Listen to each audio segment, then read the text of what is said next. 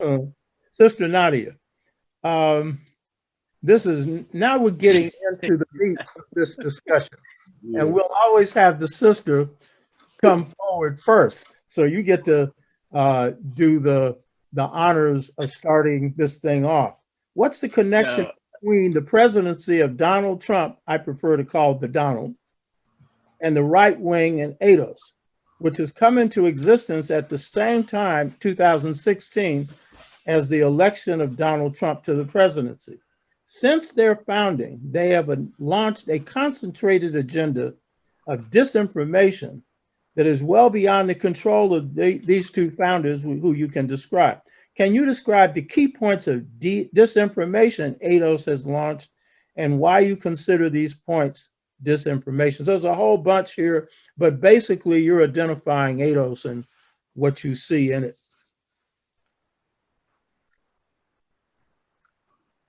Well, ADOS relies on our unawareness of historical preceding events. So a lot of us walk through life without a clear understanding about history. And so it doesn't give us the proper perspective about what we see happening around us. ADOS came into being in 2016. Okay, and they were founded by Carnell and Moore. And both of these individuals just appeared and just started putting things out on YouTube, and people started following them. And there was no real understanding about where these individuals came from. There is an organization, hold on one second, I want to make sure I get to the proper background. Okay, so Yvette Carnell is probably more of the person that laid the foundation for ADOS. And Yvette Carnell sits on the Progressives for Immigration Reform, PFIR, which is a part of the Federation for American Immigration Reform. And this group was started by an individual named John Tanton, who is a white supremacist, nativist, white nativist, and he's also a supporter of eugenics. Now, his rhetoric is always around immigration reform that keeps out Black and brown people. You never see them talking about keeping out white immigrants. As a matter of fact, they've never said a word about Donald Trump's 2 immigrant wives because they're from Eastern Europe. That's right. Okay, so they're fine with the white folks coming in. And one of these things, it's like when we look at it, we're like, oh, this anti-immigration framework must be new. And it really isn't. In 1915, when the KKK was being rebirthed, so to speak, they began pushing an anti-immigration agenda, particularly for non-white Europeans. They want anybody coming into this country who are not white. And here we are again, facing the same idea of keeping our Black and brown people, but this time they've assigned blackface to it. That's right. So now we have 2 Black individuals who are pushing a anti-immigration reform. And they are doing it by appealing to one of the major weapons for us is ego. So it's like Black people are being told the reason why you're not succeeding, the reason why you can't get this, and the reason why you can't get that is because of Black immigrants coming in and stealing your job. True. Okay. And, you know, an example of that would be out here in New York, we have HRA It's Human Resource Authority, but they're the ones who handle public assistance and what have you. At one point, they used to hire a lot of African people. Okay, they were and Black folks were up in arms. Oh, you know, them Africans, they're keeping us from getting, you know, benefits and da da da da. Now, most of those Africans are being pushed out by Russians. The Russians are taking over those initial jobs. And you want to know what you hear? Silence. That's right. There are no complaints. No one is talking about, oh, we can't get these jobs for the city because they keep hiring all these Africans. Now they're hiring a whole lot of Russians, and none of you are saying anything. And this is the type of scenario that ADOS is pushing. It's creating this opportunity for us to separate and disenfranchise one another from one another and never put ourselves in a place where we can challenge the system of white supremacy. So it's very hard to really get into like a prolonged conversation about ADOS because it really has no historical place. It's 2016 that y'all hit the road, and then it's like all of a sudden you supposedly have all of this influence. And when you look at the people who are pushing their influence are people who benefited from the almost the global oppression of all Black people. That's right. The KKK never goes to Black folks and say, oh, you born in the United States? Okay, we won't lynch you. It didn't matter where you came from. You Black, you African. Now all of a sudden they got Africans talking about, oh, I'm a descendant of slaves. And I swear in 2015, or whenever that Harriet Tubman movie came out, and Black folks were like, we tired of slave movies. Now all of a sudden, you want to base your identity on slavery. Mm-hmm. Good point. Good point. So that, in a nutshell, that's all you can really say about ADOS. They have no real historical lineage. They have no grounds. They have no longevity. They have there's really nothing there. Yeah, and you're saying that they just came out of nowhere, and then you're showing the financial connections to them.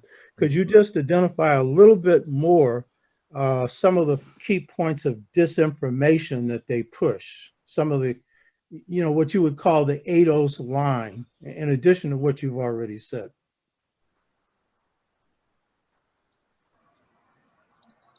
Yeah, well, and their only line is, we want to take all the resources and have it for those who are American descendants of slaves and not let any other African have a part of it.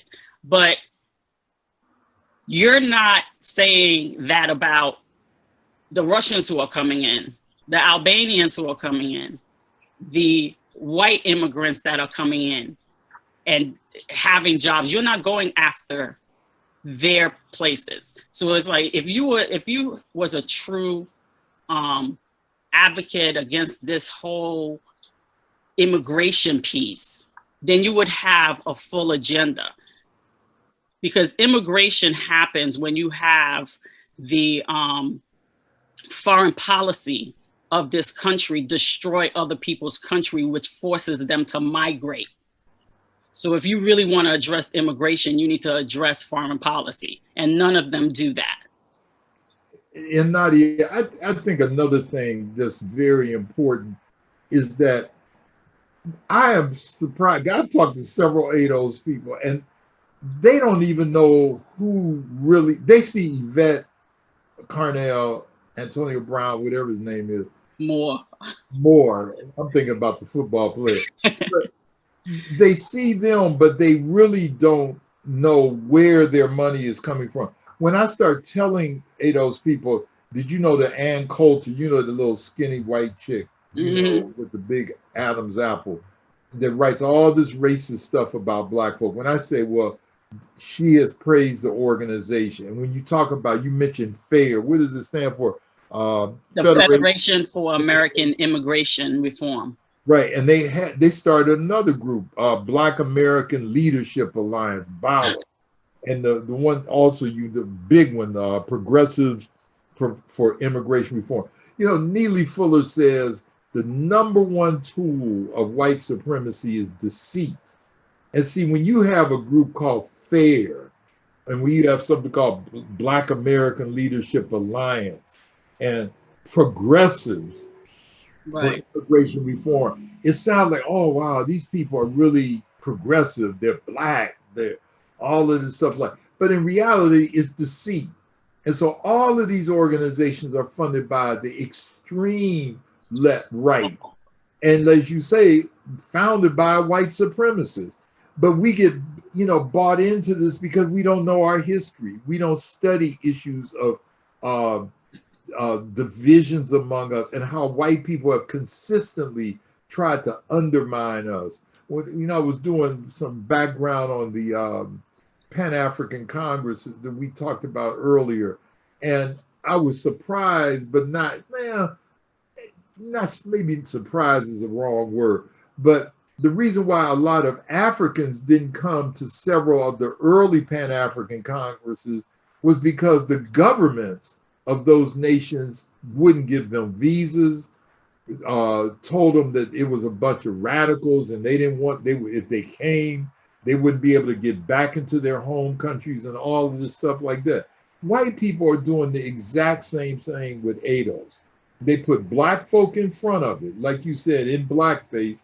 After they put them in front of it, everybody thinks, oh, this is a black organization. And it really isn't. And then you see the deception that has been, you know, imbibed by people like Ice Cube and these others who really don't know, frankly, what they're talking about. Hold up on Ice Cube, because I'm gonna hold up on Ice Cube for a minute. Now, just to add a point here, y'all are experts. I've just started reading on ADOS. My wife has been telling me about him for a year. She's been really angry, and I understood where she's coming from. One of the distinctions they make is between race as a false category, and therefore race consciousness is false identity. Now, they are dealing with the truth that race is a false category, right, but racism is a reality. Thank you. That ain't false. And the fact is, because, and this is where I want to make it a separation between the leadership and a lot of the confused membership. I suspect this leadership knows better because they seem to be quite smart and they seem to be quite good at propaganda. And I think they're fairly well read. I think they have deliberately bought a line for their own reasons. You'll get into that in a minute. You already have to a point. So when they say that race is a false category, yeah, whites created the idea of races. Right. But the fact is, racism is what we face every day. Now, what they've done is throw out the baby with the bathwater, because then they're saying we need to give up on racial identity.